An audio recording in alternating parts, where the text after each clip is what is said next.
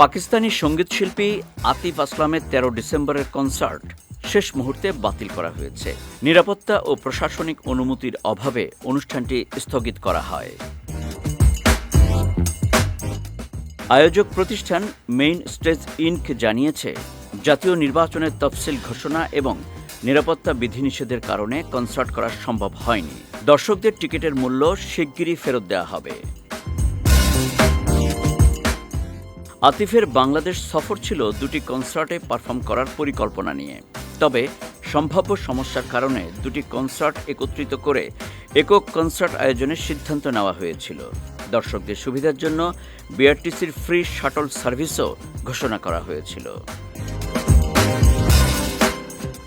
Concert বাতিলের খবর পাওয়ার পর আতিফ নিজেই ফেসবুকে লিখেছেন, প্রিয় বাংলাদেশি ভক্তরা, অত্যন্ত দুঃখের সঙ্গে জানাচ্ছি ১৩ ডিসেম্বর ঢাকায় নির্ধারিত কনসার্টে আমরা পারফর্ম করছি না। কারণ কনসার্টের আয়োজক ও ব্যবস্থাপনা কর্তৃপক্ষ প্রয়োজনীয় স্থানীয় অনুমতি, নিরাপত্তা ছাড়পত্র ও লজিস্টিক্স বিষয়গুলো ঠিক করতে পারেননি। বাংলাদেশের নেমেসিস ব্যান্ড এবং ফুয়াদ অ্যান্ড ফ্রেন্ডসও কনসার্টে পারফর্ম করার কথা ছিল। ফুয়াদ আল মুক্তাদির বলেন, সব প্রস্তুতি ঠিক ছিল, শেষ মুহূর্তে নিরাপত্তার কারণে শো বাতিল হয়েছে।